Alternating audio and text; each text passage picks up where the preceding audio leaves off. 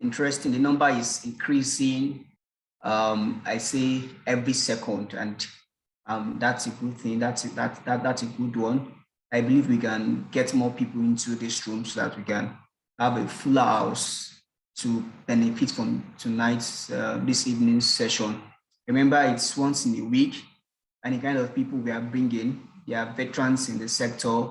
There are people that, ordinarily, if you have to pay them, you have to pay them a whole lot, but then they are sacrificing their time, their resources, their knowledge, their experiences, their expertise to do this for us because they are passionate about education. And I don't think it's something we want to really miss out from. So please, let's be ready to get the best from the session tonight. So we have about 3 minutes more before we fully kickstart the session. So remember, you will be muted. The session will last for about 50 minutes in a lecture. Talk briefly about BAF, and then at the end of our session, there will be room for Q&A, and that's question and answer. So if you can either raise your hand or using the hand icon on Zoom, or you probably leave your question in the chat box. So either way, we will ensure that we attend to as many questions as possible so that we can, go forward and share, like go from now and keep helping those children because they need help. And if you don't know how to help them, there's no way you can help them. That is the essence of this evening's session, the topic and the speaker that we have also brought to enlighten us. It's like an expose, really, on the subject matter that we'll be dealing with this evening. So please be ready to take notes, to ask questions, to make contributions at the end of it. Before I share my other screen, just know that we'll be calling, after I talk about BAF, we'll be calling on a few of you, one or two of you, to talk about that child that is in your class that probably having difficulty with learning. Share plus about the child and what you have done to help that child.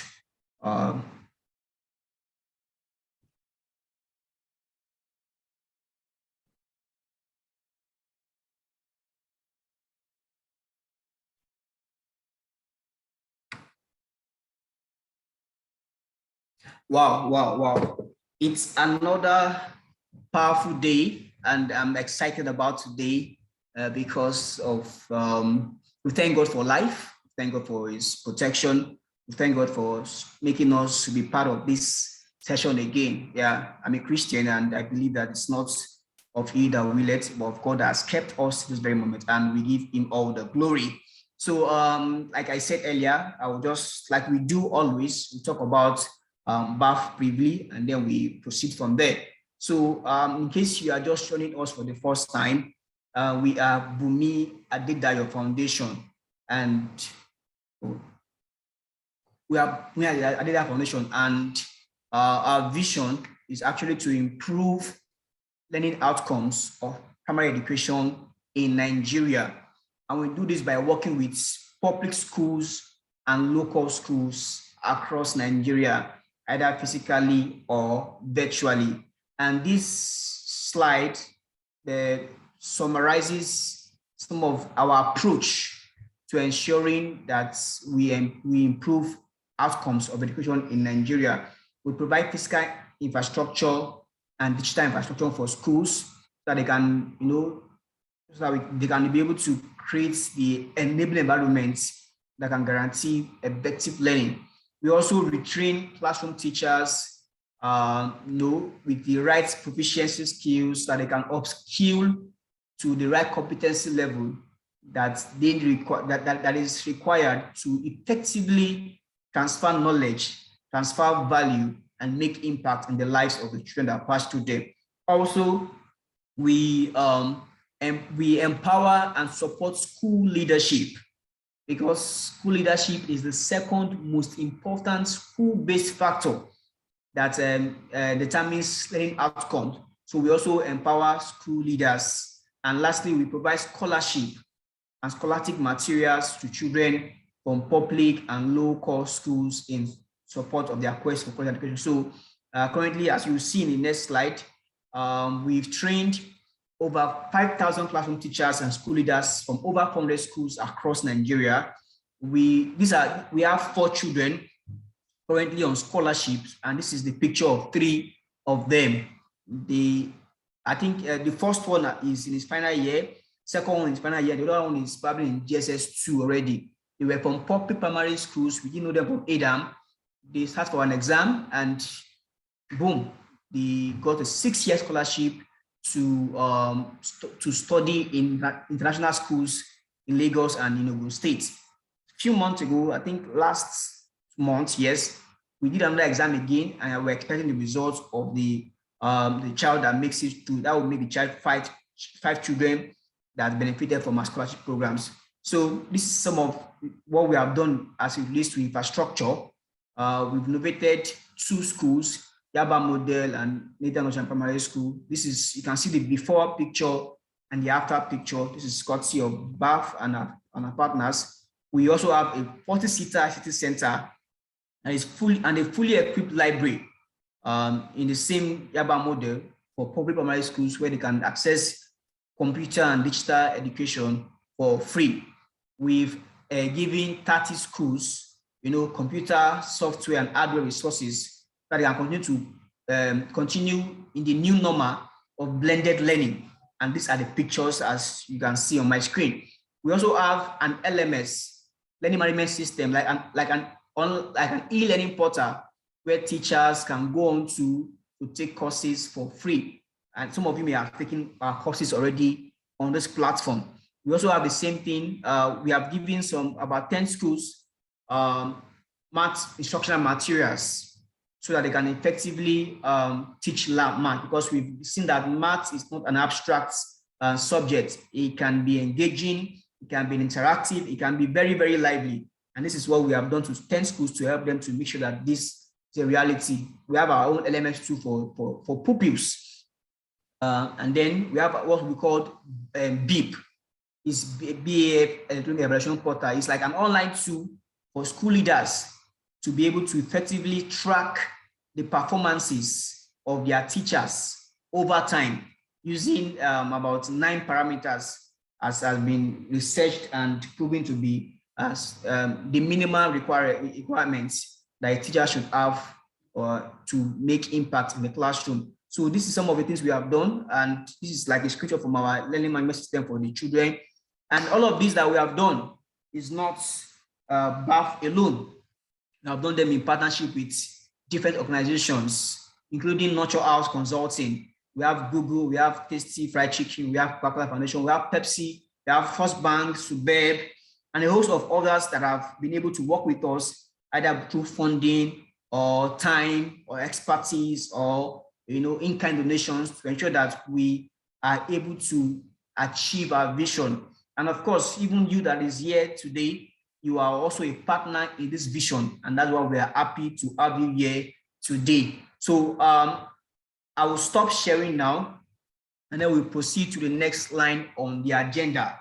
So please, if you can hear me, I would like to be sure, just drop a message in the chat box so I can be sure I'm not all by myself here. Please, I think the comment, okay, good. Thank you so much, Mr. Ayopeju. So I will need 2 teachers. Today we are talking about learning difficulty, how a teacher can help their children or their pupils that are experiencing difficulty with learning, how they can help them navigate through that challenge and still be able to learn at the right pace and the right knowledge. So I want 2 teachers to please raise up their hand to share their experience with children that had learning difficulty and how you were able to resolve them, if you have resolved them, or how you have been able to manage them if you are still finding a way out. So please just raise up your hand. Okay, I have Ms. Tura ready. Thank you so much. So please, Ms. Tura, kindly unmute yourself and tell us your name, your school, and the challenges you have with your difficult children. Good evening, everybody. Good evening, madam. We are part of BAF. You are a wonderful foundation. Thank And you. your sincerity, your focus, your determination is highly impressive. Thank you, Yes, to the madam. end, I have a cousin that I had to help out that has learning difficulty. She was not, she doesn't have any disability, but she has this learning difficulty because she didn't move on with her mates. She was in GSS2 and couldn't read anything just because her foundation, her background was very poor. So whenever she sees children reading, she looks at them and believes that she cannot do it again. And that was how I started. This girl, now can I say this young adolescent, had to start all afresh with ABC, using the sounds method and using an alphabet joining to compose sounds, then asking her to start from the elementary books, picture reading, identification of picture and signs, and with this practice, continuous repetition and encouragement, she was able to catch up. That is, when children have difficulty in learning, the teacher must first of all pray for confidence, patience, and what do you call it? A kind of go-getter that you are not going to be discouraged, that you are not going to be that you are it's going to be possible for you to help that child. So when you have this positive focused mind and you are patient, then you are able to assess the child and say, realize the problem. Is in the home? Is in the brain? Is in a mindset? Then when you are able to identify this, you have structured things to be able to help the child. Thank you.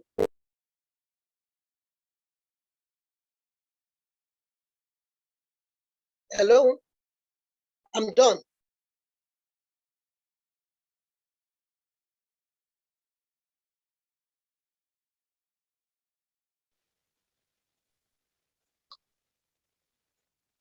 John, are Okay, you so there?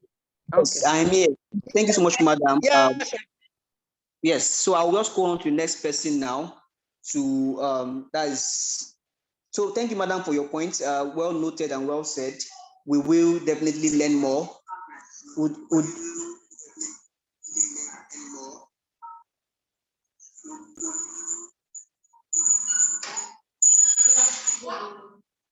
So we will definitely learn more as we proceed with the session. Let me just call on the next person. That is Agbunu Joshua. Pardon me, please, if I did not get the name. So please, Agbunu Joshua, kindly unmute yourself and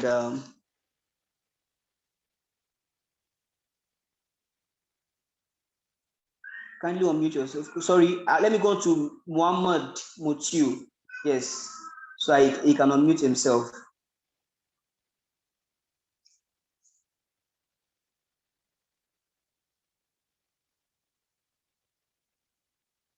Please, Mr. Muhammad Mutiu, kindly unmute yourself. Tell us your name. Good evening. My name is Bunmi Adedayo. Please proceed. We can hear you. 5 in a Federal Sin Primary School, Victoria Island. My experience is that in my new school, I discovered that yes, a lot of pupils are having this learning difficulty, but this learning difficulty wasn't the type I've witnessed before, because I noticed that this one is particular to environment. Environment is telling on the type of children that we have been enrolled in school. Because some of them in that area were mostly those from this Lekki and Aja end. Possibly most of the parents were the lower level of the financial hierarchy. So this one has made them to be exposed to so many kind of things. So in the class, when you try to manage them, they tend to exhibit some of these character that they learn in the environment, thereby making it difficult for them. Like, for example, because they cannot read and you are trying to help them to read, they get frustrated and they want to put up a kind of distraction in your class and even distract other pupils. So in that case, I want to share my view that yes, in this era that yes, we're not meant to actually beat them. I agree because of the last meeting that we had with our facilitator, Mr. Joshua. So I think I've been trying to use that method, but still it seems these children, they are far, far, far into this character. How else can we manage them? Because they are already on the age side, like I mentioned, that 15, 16, and something like that, but still in the primary school. And probably they are influencing others. They are influencing others. So that is my observation, and I want us to share view on it. Thank you. Thank you so much, Mr. So let me check the name again, Mr. Joshua Agunu. Yes. Thank you for sharing that you're experiencing. I believe, and I'm very, very sure of this, that at the end of this session, this evening, you'll get answers to your question.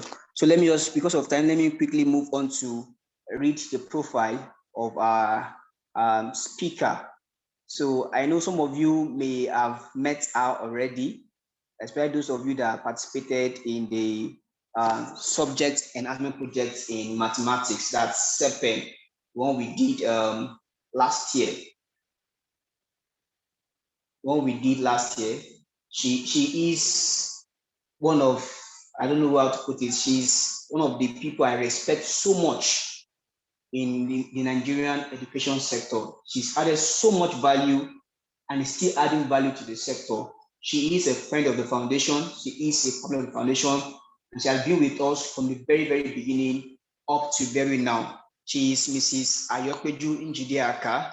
She is the CEO of Natural House Consulting, an organization committed to development of education in Nigeria. She's also the chairman or chairperson, permits me, of curriculum development of Lagos State Comprehensive Schools. Organization, Natural House Consulting, consults for state government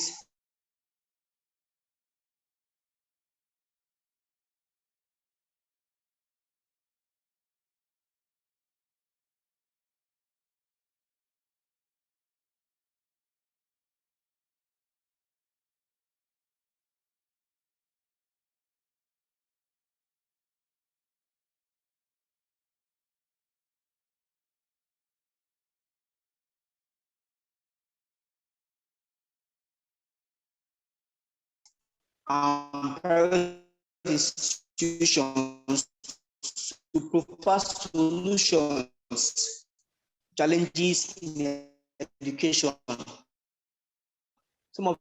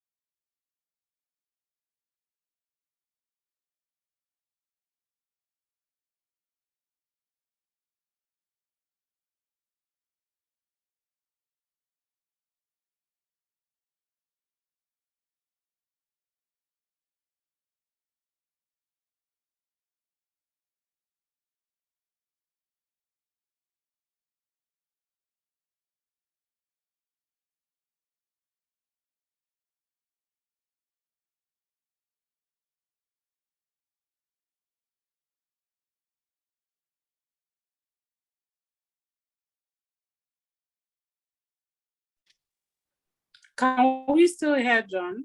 Yes, sorry. I'm actually using two different networks. So once one fails, the other one comes in. I'm back now. So I said, Okay.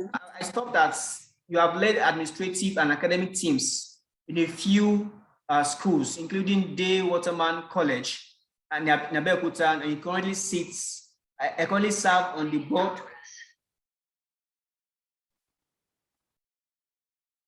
I currently serve on the board of Oxbridge Tutorial College and Corona Schools Trust Council.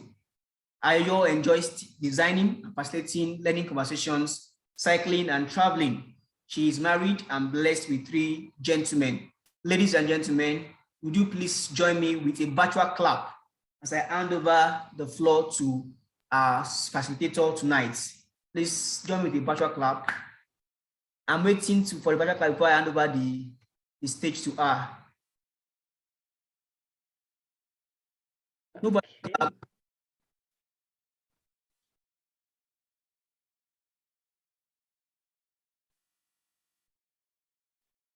Okay.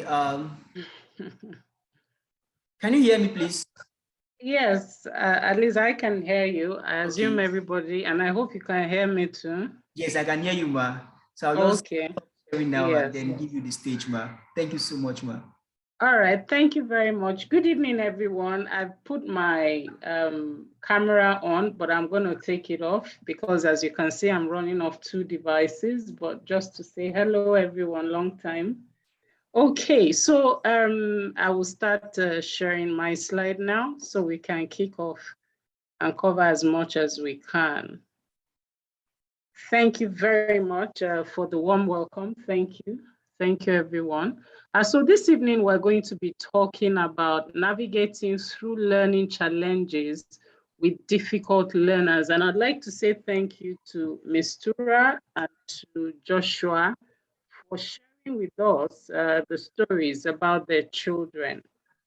2 difficult situations. One is individual focused, and that's the Ms. Tura's cousin, who even in JS2 was unable to read. And for Mr. Joshua, it's more an environmental thing where he has 15-year-olds, I guess some 15-year-old in his class, and typically in that area. And the other thing we need to start to think about is the fact that if the 15-year-olds are in primary school, is actually a confirmation of either of 2 things. One, late exposure to education. That could be one scenario. The other scenario could be the fact that there's actually a challenge that has caused a delay in learning. Okay, so those are the sort of things that we will look at. So I'd like you to just type very quickly in the chat box. I'm going to make this as interactive as possible. And whilst you're typing that, what do you expect to gain in this session? That's what I want to know from you. What do you expect to gain? So please put that in the chat box. Put that in the chat box, and I can see a number of people that I know. If I don't mention your name, just pardon me. I must acknowledge Damilola Abiola. Thank you for the support always. I know who you are here for, but it's good to see you here. And of course, I must acknowledge Victoria Abiola. I thought I saw Toyin, Mrs. Sami Mehelu. I thought I saw her. Oh yeah, she's still there. And of course, Tennyson Loveth. And every other person online, I acknowledge you, but please, please, please, let's just go on and type in. I'm going to keep my eyes on, yes, to widen my span as an educator. Thank you. Bamidele Olamilekon, not Joshua. Okay, well noted. Bamidele Olamilekon, let me. Okay, thank you. You like to widen your span. Aha, strategies for identifying. And this is Morayo Abbas now. I'm providing solutions to help the learners with learning challenges. How to make maths easy, interesting and easy in class. Okay. I'm sure the math trainings, I'm sure they're somewhere on the LMS, BAF LMS. If you contact John after this, he will point you in the right direction. Like to get new information and methods I will apply from Monday that will help the difficult learners in your class, absolutely, to learn new facts on solutions on how to help children with difficulties in learning. Absolutely, absolutely. And that should be the desire of every other teacher. I'm here to learn how to cope with my learners that have communication issues in learning. I teach in a public school. Okay, whether a child is in a private school or a public school, that child has a right to good education. And so, yes, you will definitely learn tips that you can adapt to suit your situation. So may I invite you to get your notebooks, your pen, if you want a drink. I have my bottle of water next to me, whatever you need. So please make yourself as comfortable as you can and take notes. What we are focusing on has 3 key parts. And it's something that sometimes we cover in 1 week, in a month, depending on the depth of the course, and we have 50 minutes to cover this. But I'll try and do justice. So we'll focus on 3 key areas.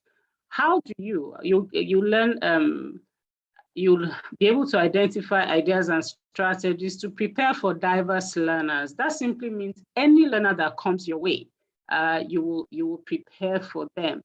And it's important to have this mindset that there's a certain preparation required of a teacher, whether your child is difficult or a different kind of learner, right? It's important to know that your mindset as a teacher should be that you want to create an environment that children can have experiences that help them learn, no matter how they are. You also want to have an understanding. When we talk about difficult learners, what makes the learner difficult? How do you know them? How do you deal with them? And the third one is for you to be able to identify and learn strategies that will help you identify and support simple learning challenges. And it is intentional. I deliberately put simple. And there's something I want you to hold in your left hand. When we talk about education, when we talk about training as teachers, we are taught on how to use the appropriate pedagogy, that's the teaching methodology for different subjects. Now, that's the general approach in our country. However, we do touch on learning difficulties because we all do a level of educational psychology. But I must say this very early, that the fact that you're a teacher does not make you a special education expert. And I need us to note that and get it. So, and the implication of that is, it is not every learning challenge that you will be able to handle, except you go and get training. Learning challenges is not about you being patient or asking the child to do it over and over and over. And I love one saying by Albert Einstein, and it says insanity is simply doing the same thing over and over and over again and expect a different result. So I need you to just keep that in your left hand, and we'll see as we go ahead. John, please help me with time, right? Once I've done, I have 50 minutes. Once I've done 35 minutes, let me know, please. So John, can you please deploy the first poll very quickly? It's just one question, it's one question.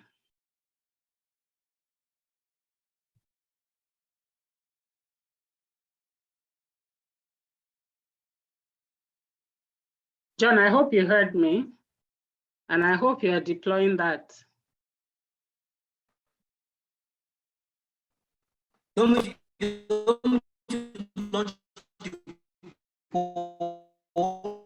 Yeah, please launch it. Launch the Hello, poll. ma. I didn't get what you said. Launch the poll. Thank you.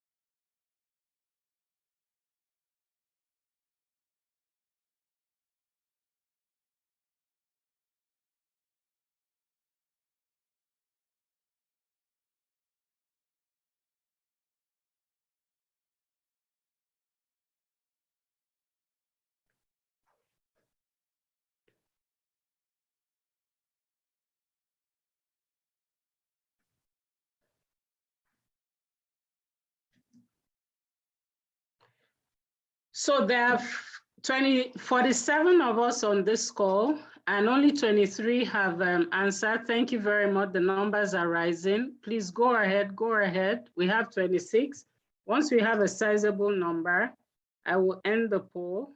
We have 26 now. There are 47 of us. Please go ahead and go ahead.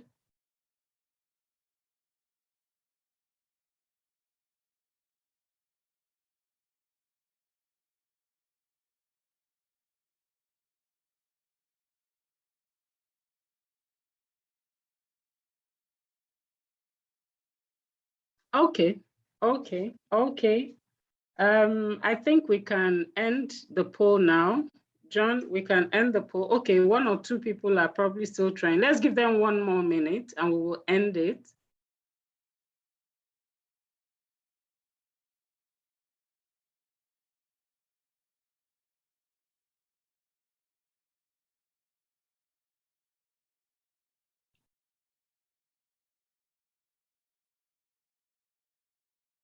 Okay. All right. Thank you very much. You can end the poll now. You can end the poll. We have a good number.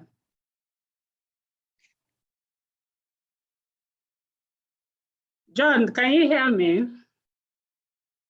Okay. All right. Thank you. Okay, and please go ahead and share the results. So it's 70-30. Okay, it's 70-30.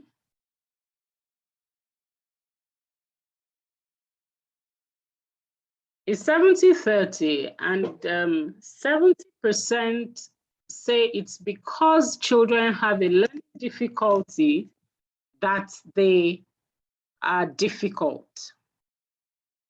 So children generally behave in a very difficult manner because they have a learning difficulty. 70% of us, that's what we have said. And then 30% say no. The fact that a child is difficult doesn't mean that child necessarily has a learning difficulty. And I'm just going to go ahead. Let's keep that in something else to keep in our left hand, as they will say traditionally around here. And at the end, we will go back to that poll and review and see if we have made any shift or not. Good. So let's start from one very simple premise. A teacher owes every child a certain responsibility. Any child that comes into your classroom, it doesn't matter whether the child is difficult, it doesn't matter whether the child is, is able to function at a high level or not. It really does not matter. All that matters, if you can still hear me, just type in the chat box. I believe John is having some struggles. So basically, okay, so that's the result, and we've seen that. Fantastic. So Maria Montessori, and I love the way, thank you very much. Thank you. I can see all you can hear me. Fantastic. Thank you. Love it. Good.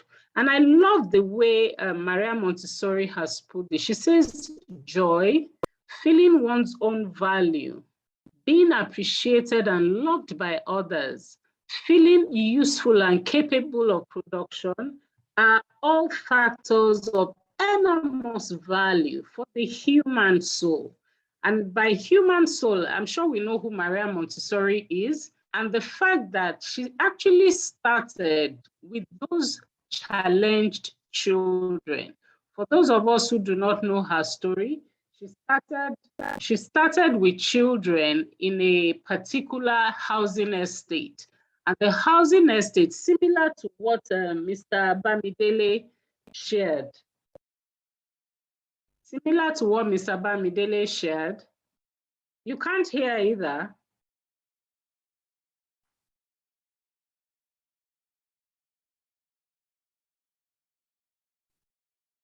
Okay, well, I believe this is working because I'm tracking on 2 devices.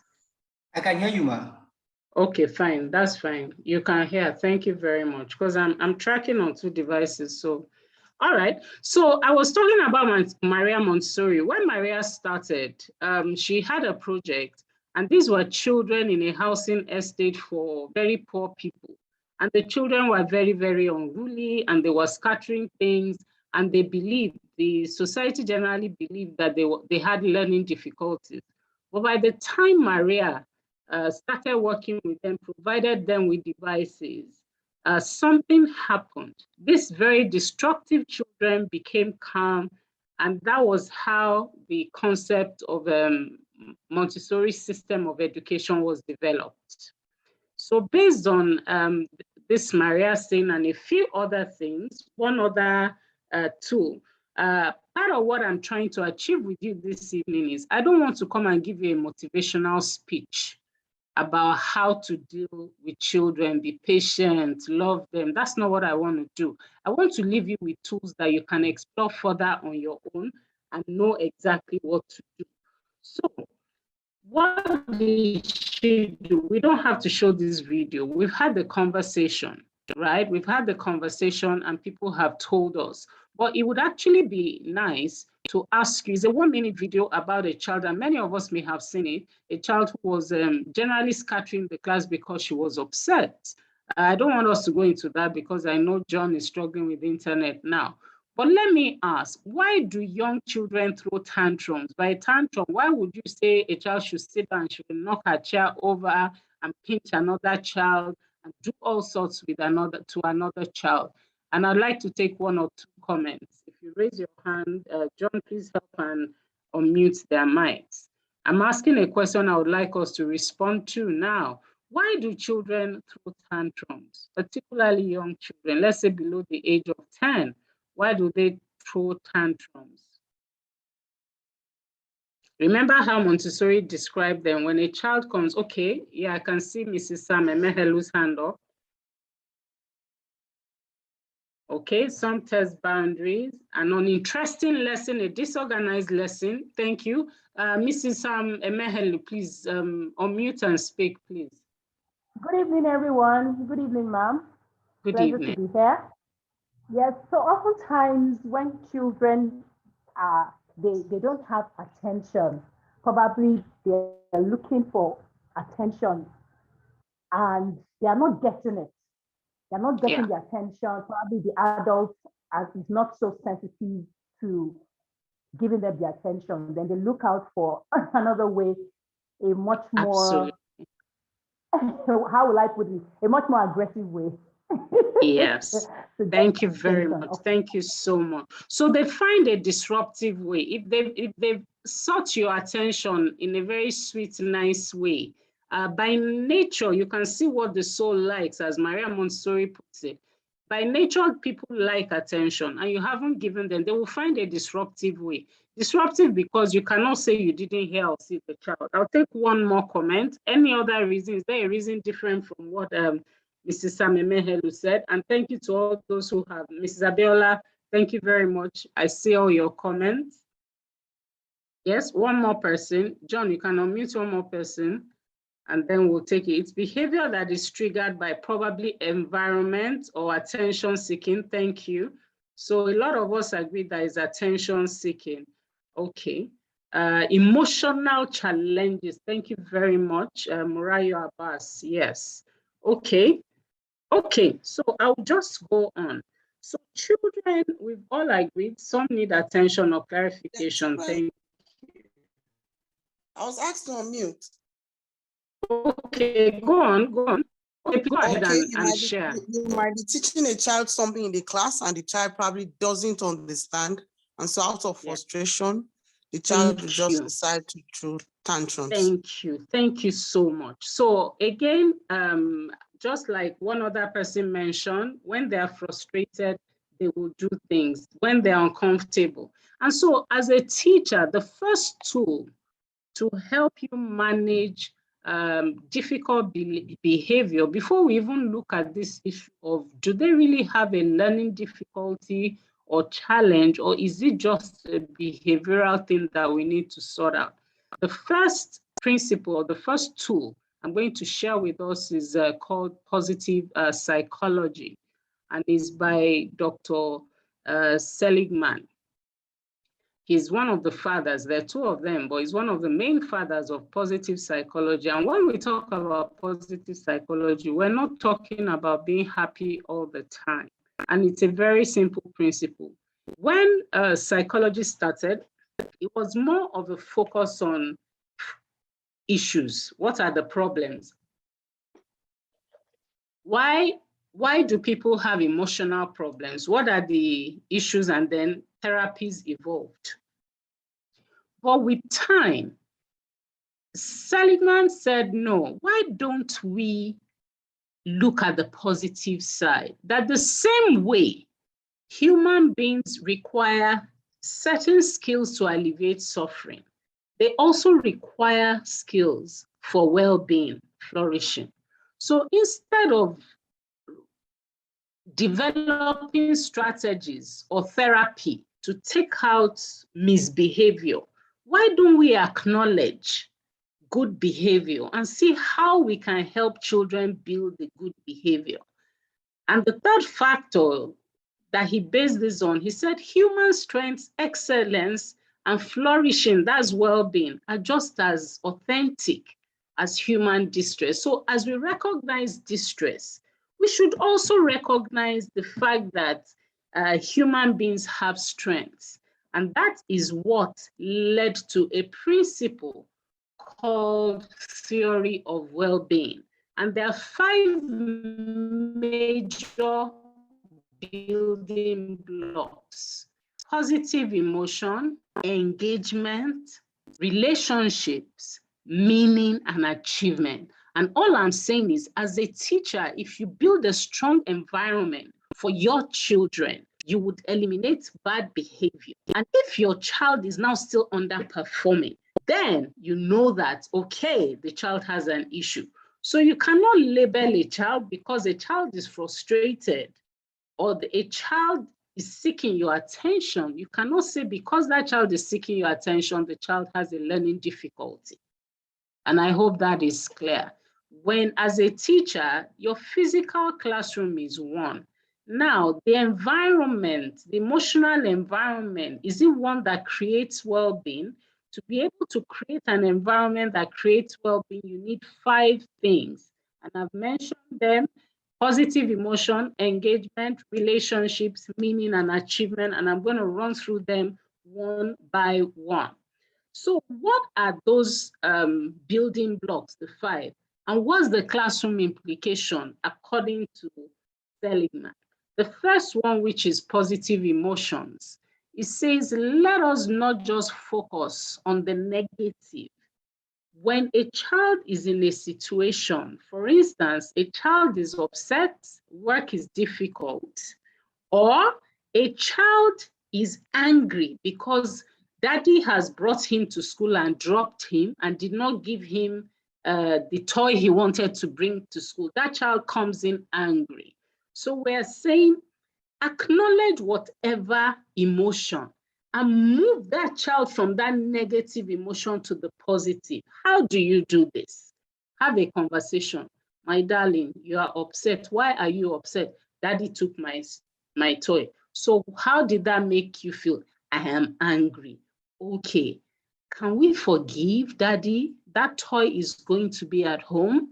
When you get back home, is this something you can go and play with? Yes, daddy said I can't bring it to school because I shouldn't play in school. So you move that child from the negative zone into the positive zone. And that's why there are basic things that, the basic emotions that when we introduce children to in the classroom, for instance, gratitude. You know, I always say that you cannot be grateful and angry at the same time. It's difficult to balance the 2 emotions. And as adults, you can actually try it. When you are grateful for something, it's very difficult to be angry at the same time. What other positive emotion can you introduce? Forgiveness. When you acknowledge, for instance, in class, a child does something to another and you acknowledge that and say, okay, so and so has done this to you. Can you please forgive? You know, our normal attitude would be say sorry. No, why are we saying sorry? You want that person to forgive. Then if a child is distraught, a parent has dropped and gone home, can we restore hope by explaining to the child?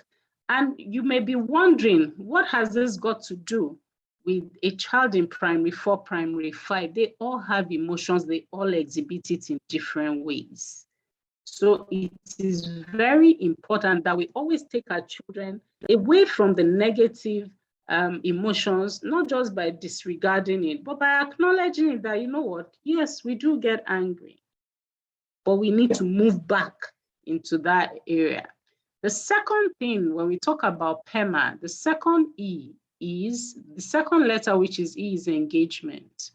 Human beings, they like to apply their skills, they like to apply their strengths, they like to apply attention to difficult tasks. And that's why in the classroom, the task you give the children must be at their level. It has to be appropriate. And I'll use two simple, in fact, I'll share 3 simple tools. There's a gentleman, excuse me, his name is Mihai Csikszentmihalyi. And if you Google the flow theory, you will find it. And he says that for any child, any age, if you engage them in meaningful work, you will find out that they settle into the work and they continue to do it. And that is what engagement in the classroom does. For instance, remember I asked, why do children do certain things? If they don't understand, they get frustrated. They want to say something, they get frustrated. You don't keep them thoroughly engaged, they get frustrated. So it's not just about work that is challenging enough. You don't want to over-challenge them, you don't want to under-challenge them. That's one. Then in Maria Montessori's case, dealing with younger children, there's a concept we call normalization. When children come into school environment, they're generally very disruptive. They cry, they want to go home. Excuse me, they want to do different things. But the more you continue to introduce work to them, is it reading, is it coloring, they move from just being able to sit from 5 minutes to 10 minutes to 15 minutes, and they extend. So work, engaging children with work, has a way of creating that positive environment that promotes well-being. Then sensitive periods from Maria Montessori. Knowing what children require at whatever. First sensitive period for them is order. For those who deal with younger children, you can know this and read it up. Like I said, this is something we can do conveniently for 1 week, but we have 50 minutes. So I'm just going to share. There are 6 sensitive periods. Now it's been extended to 7 by Maria Montessori. The first one is the need for order. What does that mean? Children want to be regimented. Naturally, children like to be regimented. Lovett, I can see your hand and I'll come to you at a point. That's one. Then you also have a sensitive period for language, the sensitive period for math. So there are different times. A sensitive period is that period, that window in the life of a child where that child is drawn to particular activities to the exclusion of others. And I'll give you an example. If you have a 2-year-old or an 18-month-old baby in the house, you see that when you come back home and you remove your shoes, if you do not put your shoes where it should be, that child will continue to keep it in a particular way, to keep it well somewhere. The child's sensitive need for order is showing through. At another time, you will see that your child will keep repeating certain words because they're learning those words. That's sensitive period for language. So a child focuses on certain things to the exclusion of others. And for children between ages 0 and 6, they have various sensitive periods. And the challenge comes when we miss those periods, when they are their highest to learn it. That's why certain children have problems. So meaningful engagement is very important for self-esteem of a child. It makes them fulfill it makes them, feel like they can achieve things. Then the third one rather, is relationships. Every human being wants to connect. It produces laughter, it produces joy, it produces belonging, they want to connect. And when children connect, there are certain skills, certain character traits they start to build, and that's what provides that well-being. Number one, compassion. Amongst themselves in class, they show compassion. They are kind to one another. They show empathy, and then they come together and work, and then they cooperate with one another. So as a teacher, your classroom cannot be forever silent. Part of building relationship is conversations as they work. So as long as it is what I always describe as constructive noise in class, do not run a class that is like a graveyard, dead silent. You're wondering, remember we're talking about 3 key things. How do we help children who have learning difficulty? How do we handle difficult children and navigate through their learning difficulties? So this is to help us create a room or a classroom where the children, first and foremost, are well behaved. So it's not about being difficult. And we've already agreed that sometimes this difficulty we identify in children is them kicking against something, is them showing their displeasure about something.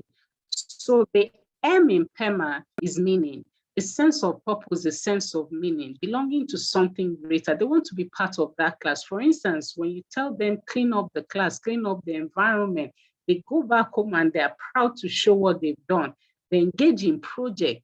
So make sure that you give the children work that is way beyond them, work that shows that they can contribute meaningfully to the environment.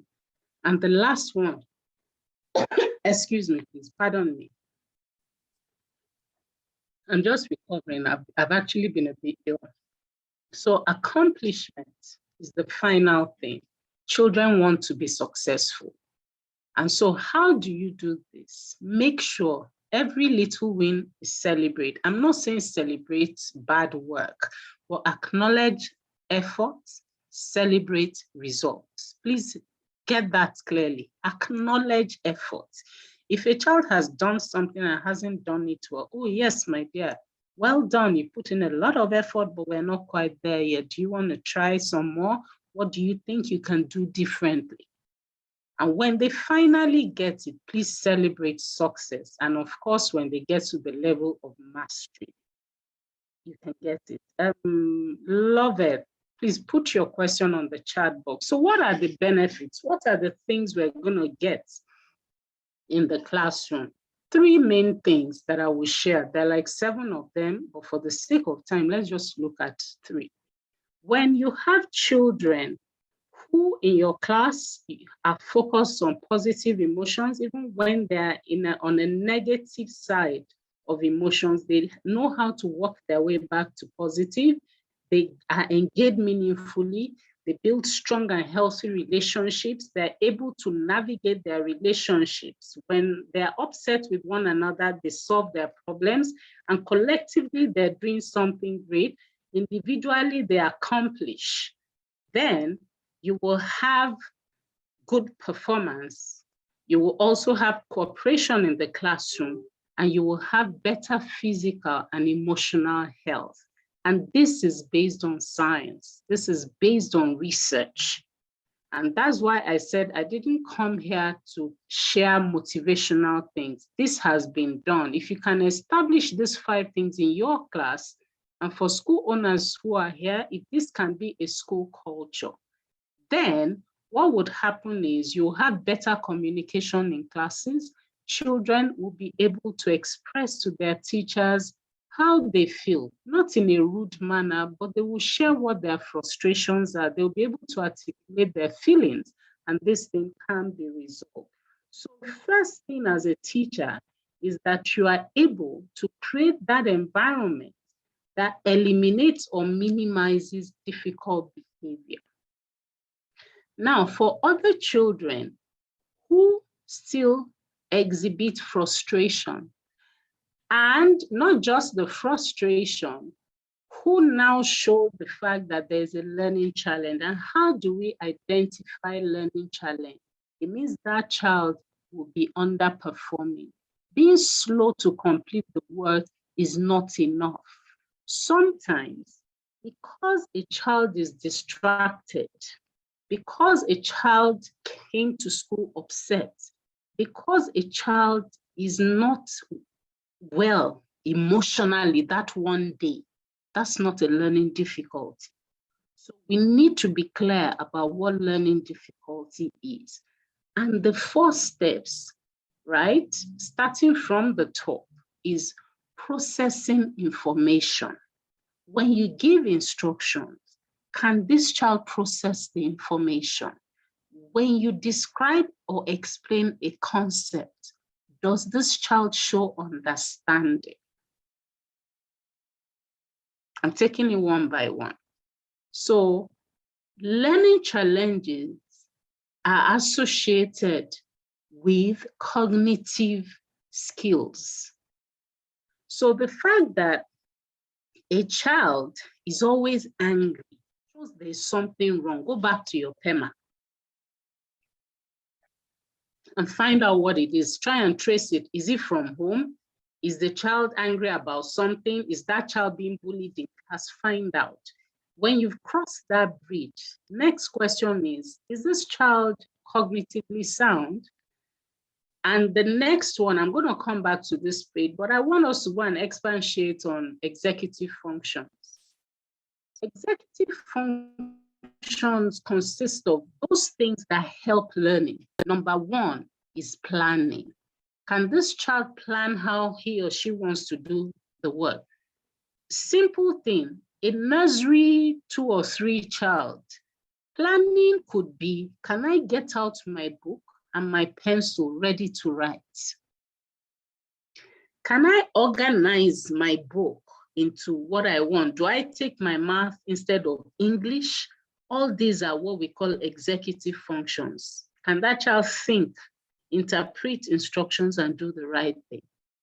Then, is there self-control? Does that child know when to leave play and work? Some children push boundaries, but some children just do not know. For instance, if you have an autistic child, which is high level disability, high level in the sense that it is a specialized area, but within autism itself, you have the high functioning, you have the low functioning. But today we're not going to go into autism. But basically, does that child know when to stop? It's time to play, and this child just throws a tantrum and is screaming his head off. The child could be in primary 3, screaming his head off, is going all frantic. I don't want to go back into the class. If there's no learning difficulty, it could be that the child is afraid of something. And remember, I keep saying, if we've started from the PEMA end and that is in place, if there's PEMA in the class, instead of losing control, that child will say to the teacher, we have social studies. I didn't do my homework. I don't want to do that. The child will be able to explain what the issue is. And then next, under executive function, can the child initiate a task? A child is seated and you call the child's name, come and take this pen and write XYZ on the board, or come and take the books and give out. You know, some children genuinely will stand up and start laughing, not because of anything, but they don't know what you're saying. And then everybody in the class starts to laugh. And then time management, as they grow older, when we say it's time for this, are they able to? And then metacognition, do they understand how they learn? Can they say, oh, I know this, or I don't know that? Then working memory. Before you get to, you are saying 3 things. Before you get to 3, the child has forgotten 1. Then it's something to start to worry about. Executive functions are directly connected with cognitive skills. And if there's a problem there, please go back. Now, let me pause and talk about this issue of working memory.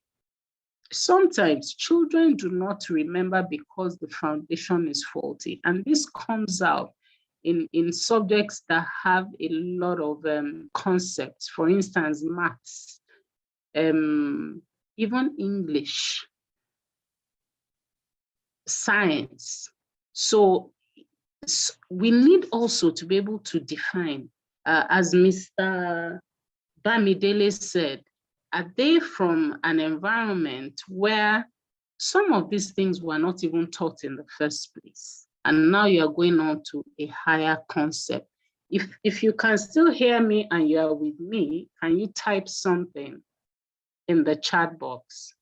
You know, with virtual trainings, sometimes you're not even sure. Okay, excellence, thank you. Okay, thank you for typing something. Good. Can you now type one thing that you have picked up so far? Let's be sure we're all still here with me. Okay, thank you very much, Abu. But tell me something you have picked up. One thing you have learned. Okay, it's awesome, fantastic. But give me one specific thing you have learned. Yes, I know you are with me, Damilola. Acknowledge effort, celebrate success. Thank you very much, Victoria, thank you. Yes, executive functioning. Muiwa, thank you for that. Have a conversation with you. You cannot have classes without conversing with those children, please. Yes, fantastic. Thank you very much. So I'm happy. Apply the PEMA principle. Absolutely. Build relationship. Yes, your class cannot be. So thank you. I'm glad we're on the same page. Good. So attention. Your child, if a child cannot stay focused on something, you may want to exploit.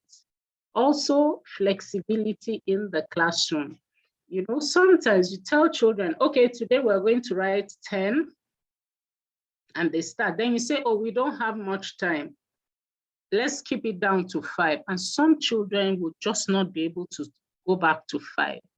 But you said we should do 10, and I have not finished. It's okay. I'm the one that said 5 is okay, and they just cannot. If you keep having children who do that, then it's something you want to look at. And the last part of executive functioning that I will talk about is perseverance, grit.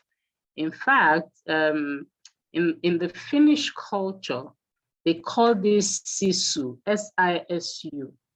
S-I-S-U, and that means a big staying power.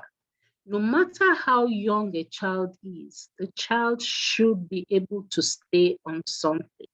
And that's why for those of us who work with young children or who have young children of our own, you know, we adults were always in a hurry. Please do not mess up that child's cognitive system by constantly aborting what they are doing. If a child is trying to fix his or her shoes and is taking time, wait.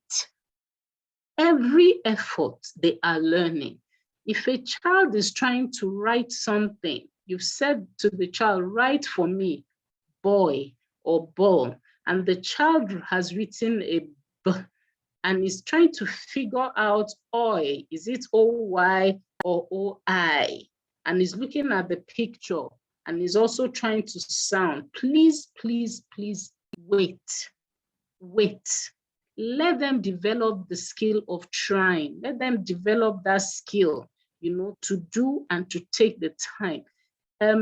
Cognitive development is not something that happens in a second. It takes time.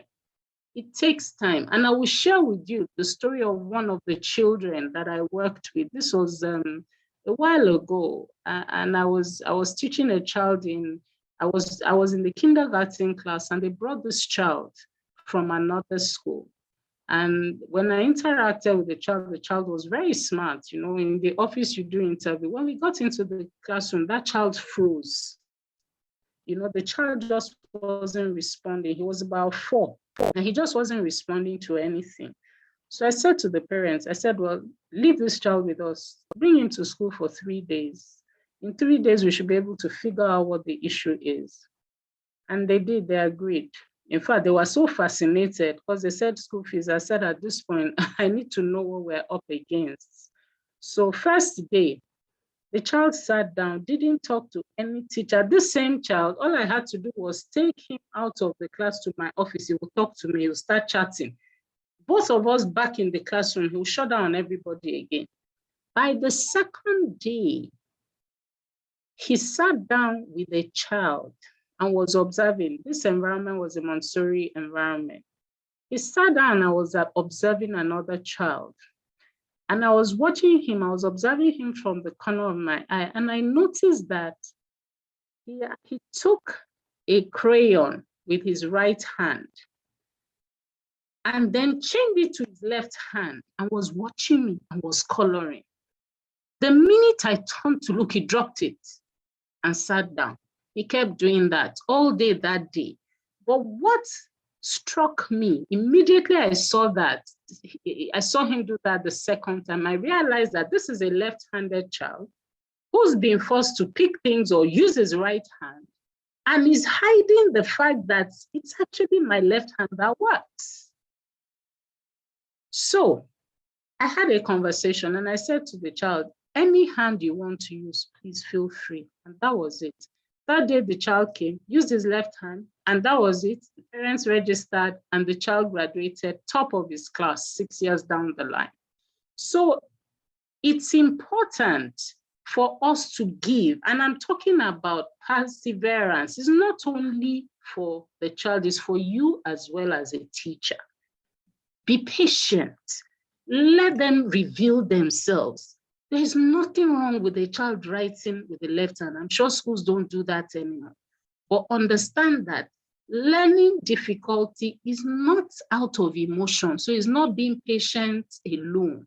It's being observant and identifying the challenge and allowing the child to thrive in it. That's when we begin to talk about learning difficulty, learning challenge. So a child who is angry may not write at that point, not because he has a learning difficulty, but he's even too upset to write. And you adults, look at yourself. When you are angry, how much of learning can you do? So please, let's be able to separate that. So what are examples of learning difficulty? I'm going to wrap up in the next couple of minutes. What are examples of learning difficulty? You will see that in all I have said, two things I've established. Number one, if you create an environment based on the PEMA principle, you will eliminate bad behavior. You will build a relationship with your children and they will be able to tell you what the issues are, or they will be more relaxed with you so you can pick what the issues are. So that helps you navigate that environment. That helps you take out bad behavior. So the last thing we want to focus on is learning difficulty. Now, learning difficulty, as I have, let me go back and share the last two before we went into executive function. Remember, we started for processing information, then we broke down executive functioning. A child cannot take instruction, a child cannot organize their work, they cannot plan, they cannot persevere, they can't carry out simple tasks. Then you need to start to worry. Now, once a child cannot do that, I've seen your hand up, P. Suzoma. Just write your question on the chat box or write it down. We're going to go into question and answer in another 2-3 minutes. Once a child has issues with executive functioning are these things that I explained one by one, then there will be academic struggle. Once it's beginning to affect performance, then you know that yes, there's a learning difficulty. And I want to go back to, let me use Mistura for an example. Her JS2 cousin. The child has a poor reading background. Practice, and I'm quoting her words, practice, teacher's positive attitude helped the child. Okay, at JS2, a child is mature. So if there is no cognitive issue, that child will learn to read. Then memory is stronger. So there are different strategies that will work at that level. I can see 2 raised hands. Please type your question or note it. John will start taking questions in a few minutes. That's that. Then if I go back to Mr. Bamidele's environment, you see those 15-year-old children, you know, they're in class with younger children. So you're trying to teach them self-esteem, embarrassment, all those things are there already.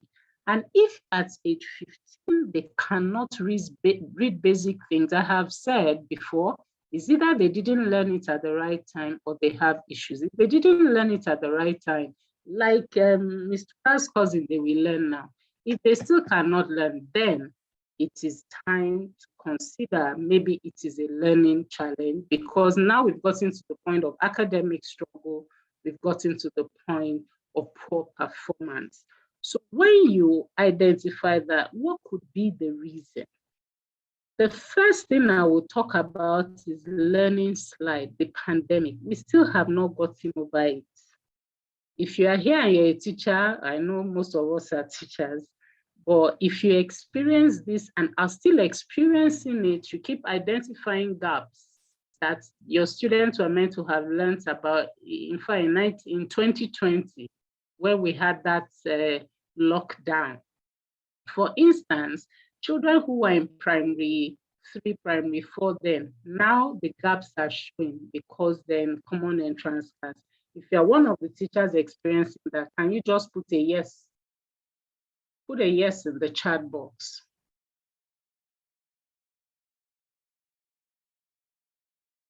I hope you heard my question. Learning slide means yes, okay, thank you very much. It means that, you know, we were teaching them virtually. Thank you, Mokwelola. We were teaching some children virtually in 2020. Now, those of them, Pius, thank you very much. Thank you very much, yes. But you, yes, thank you. So we all know what that is. So learning slide is not a learning difficulty. Children went through a very difficult time there. So it would take another 2-3 years for us to catch up well with them. And this thing is not a Nigerian issue, it is a global issue. So please bear that in mind.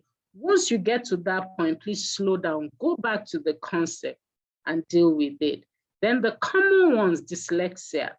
Dyslexia shows itself by through a number of things. Number one, poor organizational skills. Again, depending on how bad it is, sometimes it affects, one thing it does affect is the reading. Then it also affects, because they are not learning how to read well. For instance, these two children, for all you know, Ms. Tura's cousin may be dyslexic, but if it's not a very bad case, with age, they learn to cram. So they cope, right? Dyspraxia talks about space, but the reason I'm not going to load you too much with all these things, 2 reasons. Number one, they're on the internet, you go and read them up. Number 2, and you will see that in my last slide, they are technical areas.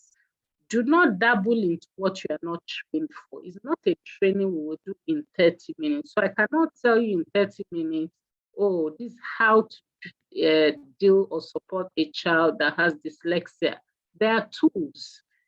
One thing that works for children with dyslexia is reading using the sound method doesn't quite work for them, is sight. They do better with sight words as they grow.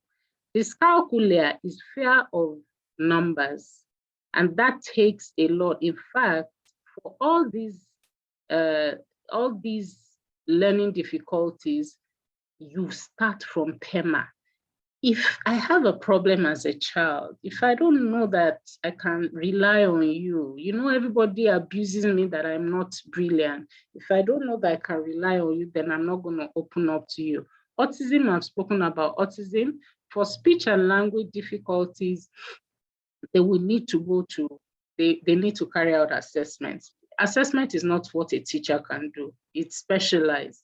I'm an educational psychologist by training. Some of the tools I work with, I had to go and learn. I had to pay to learn to use those tools, apart from the educational psychologist training. Then attention deficit. Attention deficit, best thing to do is give them work in short bursts. A child that cannot sit for more than 10 minutes, plan their work for 9 minutes. They take a little break. go back and do it. So that's the management strategy for all children. And so my final to you is, as a teacher, you can't handle children with special needs without acquiring skills. You have to sign up for a special education needs course.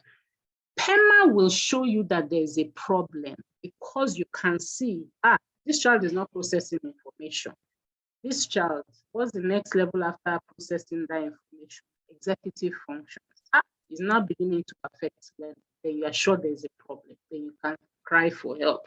For school owners who are here, please, it is not try again or try again. No, it doesn't solve it sometimes. Sometimes, depending on if you keep trying again with a dyslexic child, the child will cram all the pages of that particular book. When you move that child to another book, it will take them time to cram that page again. So this is how it works. So what's the final thing? You need the help of a special education needs teacher, a qualified one. So, ladies and gentlemen, John, the poll, and then we'll wrap this up. Let's take the second poll very quickly. Then we'll wrap it up. I'll take questions after this. John, are you there? Please launch the poll very quickly. So let's see how many people will choose true or false. Learners are difficult because they have a learning challenge. It's the same question, please go. Thank you. Okay, go on.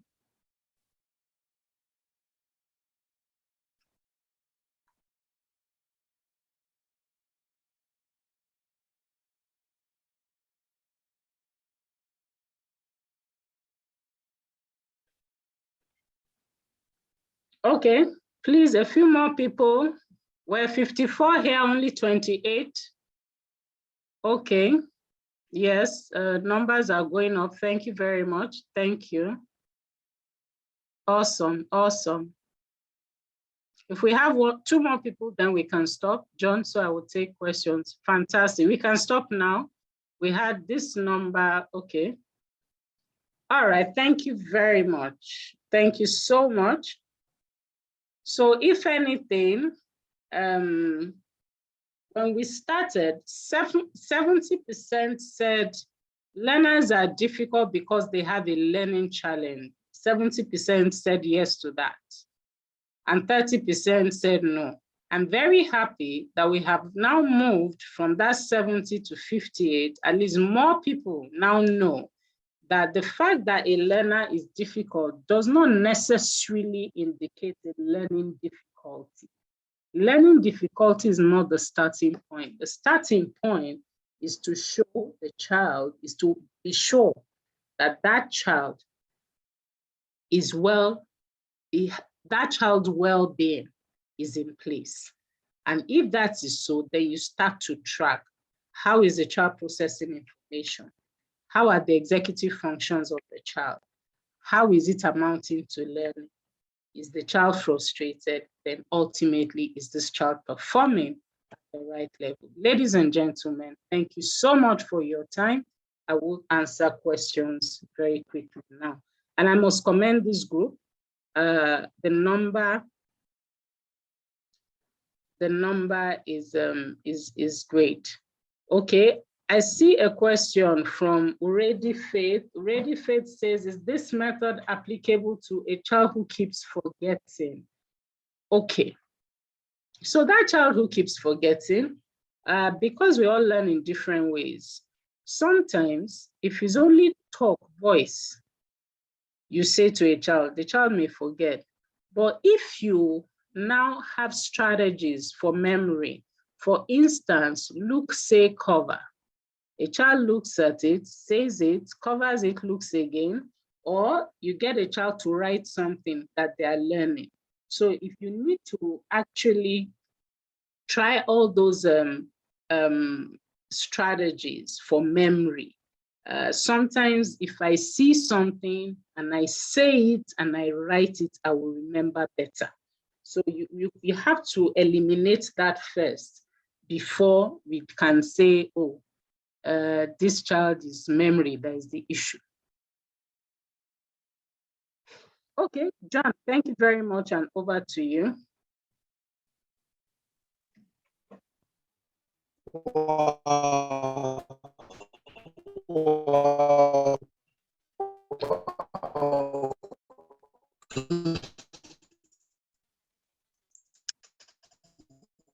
Is it from my end? John, is it from my end?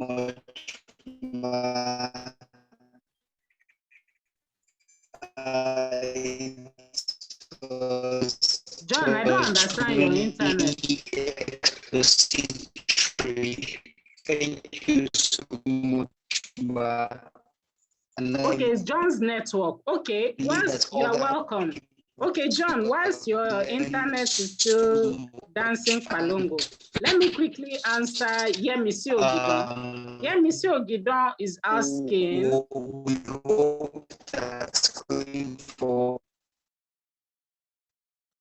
I can hear you. No, your internet is shaking. Yemisi Ogidon, if you are there, please just, I'm looking for your message, but so many messages have come in that I can't find it. Unmute and just ask your question. Yemisi Ogidon, can you please unmute Yemisi Ogidon, John?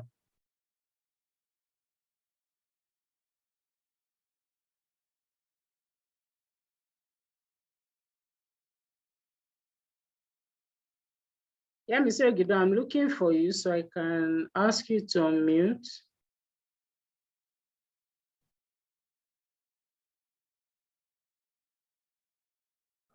Okay, I've asked you to unmute. Yeah, Mr. Ogidon. You can unmute now. Good evening, Ms. Ayopeju. Good evening. Can you hear me? Clearly, go ahead.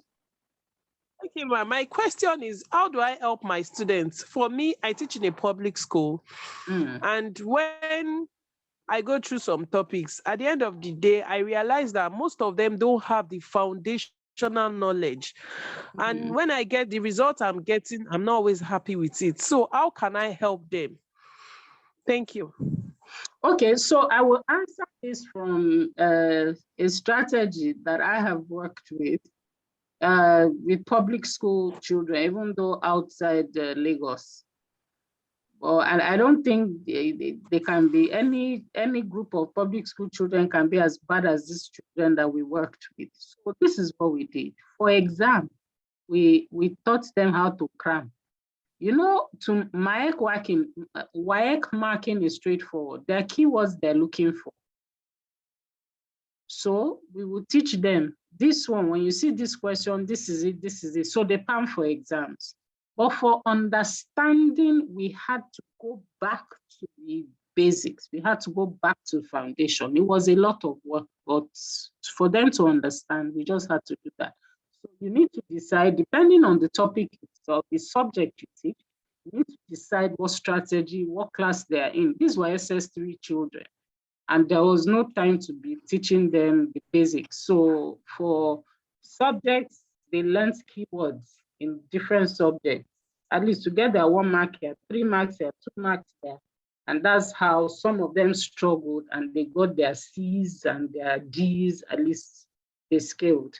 But to get them to get an A, that will not work. You have to take them back to the foundation, depending on their class. Okay, Yemisi, I hope I answered your question. If I did, please put it on the box. Pius, you need help with type of children, ADHD, autism, Patrick Speech Center. They can help you there.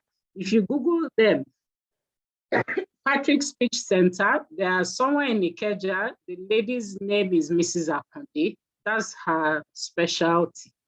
As a teacher, what you need is what we call individual plan for a child, IEP. An IEP, a team, one of them would be a child psychologist, educational psychologist. They would all have determined what the child, is it even autism the child has? If it is autism the child has, Will they go, which end? Is this high functioning? Is it one that is very antisocial and cannot look at the eyes? You know, autism comes with a whole load of things. And once you have that, I'm trying to see the other one, ADHD, we need to have IEP. We need to even have the diagnosis of the child to say this is it. We don't look at faces and decide. For instance, a child with autism can actually display a lot of attention deficiency, and you'll assume that is ADHD. Meanwhile, the child is autistic. So for the purpose of this, I don't want to say. Victoria, the same applies. I would say, you say if a child is dyslexic, how is that child showing it? How do you even know the child is dyslexic? Is it that the child does not read? Does the child write B for D? What exactly is the child showing? That's why I'm being very careful to start to profile solution. Dyslexia has a lot to do with the processing words. Dyslexia has a lot also to do with the organization. And if this child has been struggling for it, they will start to have things like low self-esteem. So there are many things. And that's why I'm avoiding saying this is how to treat a dyslexic child, this is how to treat dyspraxia. There are specialized areas. And the earlier we recognize that a child who speaks well and speaks well but doesn't write, okay, I would suggest you take my number and we can talk. It's not something I'm going to say profile, because for each one again, for some of those dyslexic children, sight reading, cramming helps them. So you teach them, for those of us who are familiar with how to teach phonics, the way you teach sight words, you teach them that way, associate picture to name of the thing, and you teach them for a period that way. All right. There's so many questions jumping in. How can I help pupils that are less concerned about their attitude to work is not encouraging? They do not do assignment and all that. Engagement. If you study children, you will know what hurts them. When I say hurts, I don't mean it in a bad way, but again, withdrawing privileges, you know, having that frank conversation. Who is their mentor? When a teacher is able to position his or herself as their mentor. You see, when we say children don't want to learn anymore, the world is full of all sorts. We have many kinds of people, politicians and all that, who don't do anything and they make money. And these children are waiting to blow as well.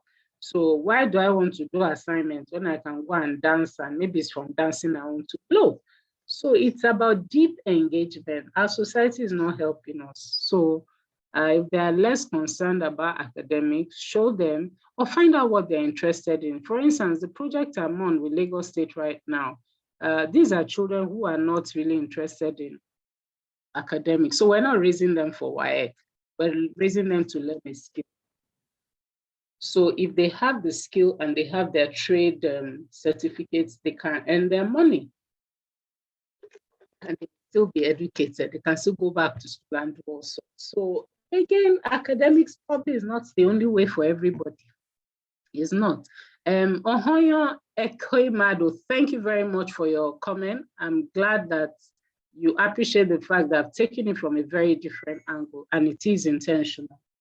It's intentional because we're not experts in that field, but let us get our classes in such a way that you can support everybody.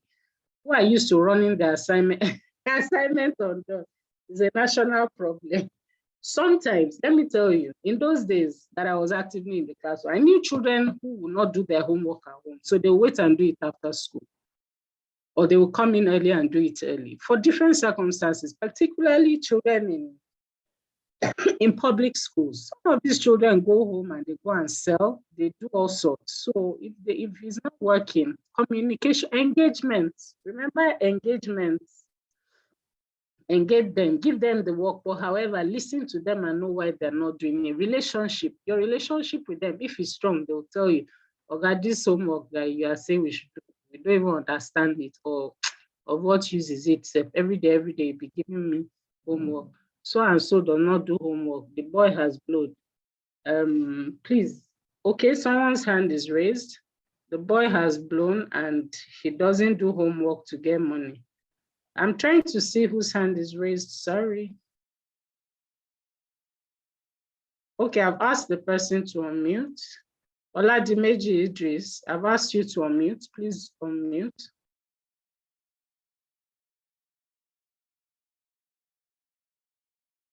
Okay, so I will hand over to John. If John, if you can collect questions, then I can respond. There's so many coming in, and I'm very conscious of time is a Saturday. Oladimeji Idris, have you? Thank you so much, Ma. Apologies with the network. No I'm also problem. using two internet sources and two devices, but the network still does its own. So thank you so much, Ma, for the session. I don't know, it's a lot, and thank you, because I actually, personally, I came with the perspective of hearing stuff like it's how to handle this child, that child, but I ended up learning something that I know is very valuable, even as a young parent. And this is not just for teachers, even for parents too. So thank you so much, Ma. So there are many questions, and some of which you have already attempted to. So somebody is asking, Agbola Lima, that what method can I use for a pupil that easily gets distracted? Okay. So Agbola, how old is this child? So it depends on the age. If a child gets distracted, first question would be what distracts the child? But because I don't know that, generally when a child, and you know that your child gets distracted, 10, okay, fine. So when you assign a task, there are two ends now. At age 10, that child should be able to focus without any distraction for at least about 15 minutes, 10 to 15 minutes, thereabout. Now, if that child is not able to, so you do what we call management. So when the child is working, as soon as you've assigned tasks to everybody, you go back to that child and make sure, honey, are you doing your work? I need you to stay focused. I need you to stay focused. Then you may even need to time how long that child is able to sit still and work for. As I said earlier on, attention deficit is that this child cannot sit beyond a certain time. So you break their task into small chunks. Maybe you work for 7 minutes, stop, work for 7 minutes, and you can actually teach that child to manage himself.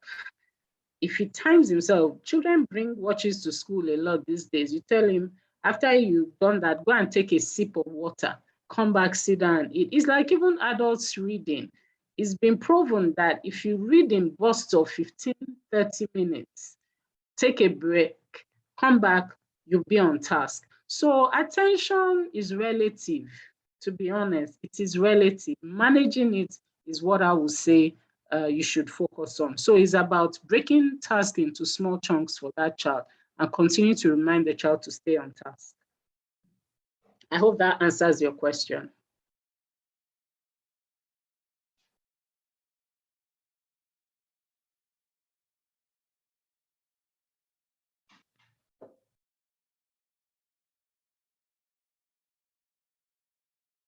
Okay, I'm not sure. Okay, John has brought down his, I'm gonna try and see, John, if I guess you are struggling with network, so let me just see what your, is Ovigwe on the call? So we've done question and answers, survey and feedback, that is John. John, maybe you should type and let's know what next to do. Survey and feedback. Go ahead, John, and deploy the survey. For anyone who has questions that I haven't been able to answer because of the heat, okay, my WhatsApp number is 0809 6300 525. That's my WhatsApp number. Aha. So a form has been deployed. Please, please, I'm appealing to you. Please click on that Google form and fill it. It's very important, please. The feedback they get is what helps them serve us better. Please. Benga Yusuf, please don't log out. Abiodun Adewale Abu, please don't log out. Adetola Kazim, click on that link and fill the form. You see that where we will certainly have kept to time. Just fill the form, and then it's closing, please. I'm appealing to everybody. John clearly has a hitch with his internet, and that's why. Oh, yes. So to show our gratitude to BAF, can we please fill that form? And I want to say thank you to everybody. I'm really impressed that 90%, if not more, no, about 95% of participants have stayed on to this. It simply means this is something worth everybody's while, and I'm really glad. Thank you so much. I'm glad that I've been able to share something useful with all of us. Thank you. Please fill the form. Ovi, if you can hear me, you want to take over? Thank you so much, Ma. Okay. I'm actually the one posting the link. It's just network. I don't understand how today is. But thank you so much for holding forth, Ma. We are sincerely grateful to you, Ma, and we just pray for more grace and more wins for you. Thank you so much. Thank you. We need you to fill the link. It is very, very important so that we can get feedbacks for improvements, even including us, and also feedback to our facilitators. Mrs. Njideaka, we just want to say thank you so much, Ma. On behalf of BAF, on behalf of Mama Adedayo and Baba Adedayo, on behalf of our board of directors, on behalf of our executive director, I would like to say thank you to you for taking out time for, I know a lot of research has gone into what you shared with us today. And we know that God will replenish you so much. Thank you, Ma. We appreciate. So please, the feedback is very, very important. Beneficiaries, kindly take out time. More than 3-4 minutes, you would have filled the link and have submitted the link. And remember, those that referred people, the link has that part where you will be expected to share, put in the name and the number of the person that recommended you. So that referred you to the training, because that person might likely win something courtesy of Bunmi Adedayo Foundation. So please, I've just reshared the link again. You need to fill in the link, give your feedback on other things that have been asked, and also write in the full name of the person that referred you to the training and their phone number also. Thank you so much, Mrs. Njideaka. So let's just give the next few minutes. Thank you, Ma. Thank you for your kind words, Ma, Mrs. Njideaka. The next few minutes, let's take our time to fill the form. And after that, we will call it a day. It's been a very, very productive evening, I must say. And I hope that going forward, we not just were able to apply this knowledge. And I'm hoping to get positive feedbacks of how these strategies, these tools has impacted on your teaching practice and how it has helped one child or the other children. And please do not forget what she said in her closing remark, that some things requires this special skill. It requires some technical skills. So do not struggle all by yourself. Get the need of an expert. She mentioned Patrick Speech and Language Center. I think I have the woman's number. I can reach out to me on WhatsApp. I'll post it to you. You can go to their website. You can also, they are doing well with children who have special too. So please, I hope you are filling the form. I really hope you are filling the form. Thank you so much, Ma. I'll be great. Thank you for joining in. Yes, the seminar will be maybe on Monday by God's grace. We will share the version. We will upload the video to our YouTube channel so that you can get notification, so you can be able to watch again or probably download again. So the same way we have the ones we've done since last year, December, up till now. we have all of those videos on our YouTube channel. Just go to YouTube and type Bunmi Adedayo Foundation. You get the link, subscribe to our channel, click on notification bell so you can get them. There are other ones too that are even not this webinar series. They are the ones we did there are some we did in COVID-19, during COVID-19 lockdown. You find all of those videos there, and they are quite a very useful tool that can help you in your teaching practice. So by God's grace, before we go, next month's session will hold on the 23rd, yes, of July, 23rd of July 2022. And you will meet my colleague who will be on ground to coordinate it, because I may likely be on leave during that time. Yeah, I'll be on leave to attend some stuff that time. So please, but whether it's me or my colleague, I know it's about BAF. It's not about John or any other person. It's about BAF. It's about the value we are bringing. It's about the value that the people we are bringing on to this program are adding to your lives, adding to your teaching profession. So please, 23rd of next month, please kindly save the date. Of course, you'll see the link on our Facebook and Instagram and LinkedIn pages. You'll see the link, you'll see the topic. Let me just give you a hint. We'll be talking about something very creative. It's about creativity in the educational sector, creativity in curriculum development, creativity in methodology, something about creativity really.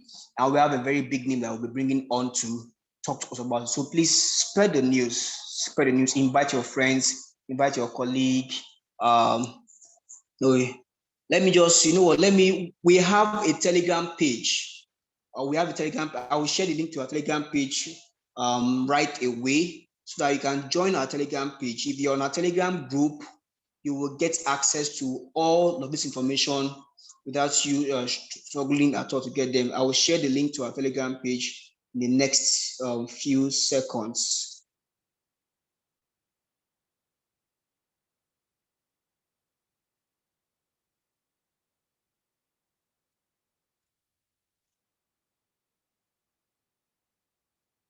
So I'm trying to share. Please join our Telegram group if you have not. Join my Telegram group.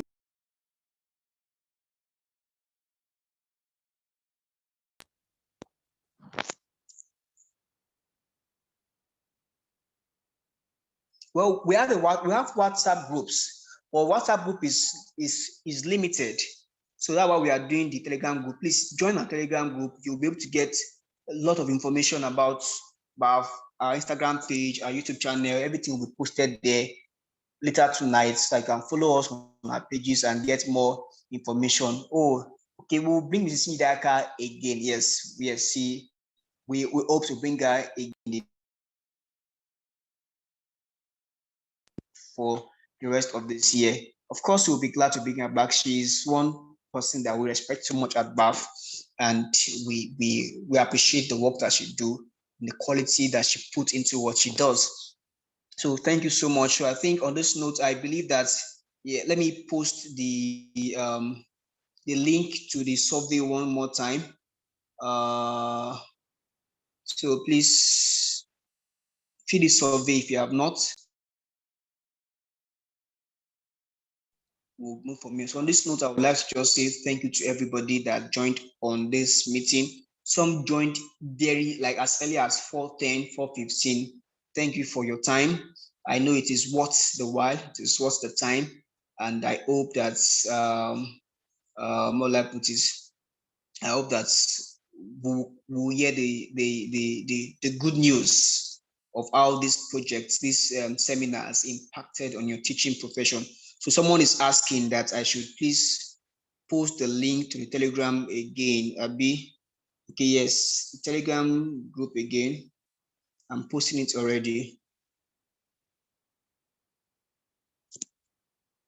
So please join our community of educators. We share opportunities there. We share more like put it, we share opportunities, like a lot of opportunities, free trainings, scholarship opportunities, freebies when we get them. We share all those things on our Telegram group. If you're already on our WhatsApp group or not on Telegram group, please, why we advise that you maintain a WhatsApp group, it's better you to join Telegram because we share some information only on the Telegram group. Please ensure you join the Telegram group. So thank you so much. On this note, I would like to call it a day. If you have any questions, so please feel free to reach out to me on my WhatsApp number. Let me post my WhatsApp number. I know you all have it already, but just for sake of those that are joining newly, 081-689-54124. This is my WhatsApp number. So please feel free to chat me up and I'll be glad to help you in whatever way that I can. Have a wonderful weekend and have a fruitful Sunday ahead. Yes, she nailed it. Thank you, Tennessee Lovett. Thank you so much.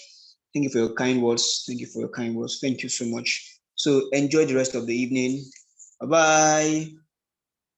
Let me ask everyone to unmute.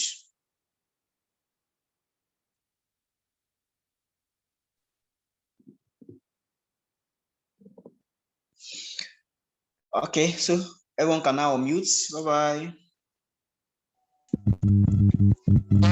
Bye. Bye-bye. Bye, everyone. Thank you so much. Please don't forget to fill the survey if you have not, please. Bye. See ya next time.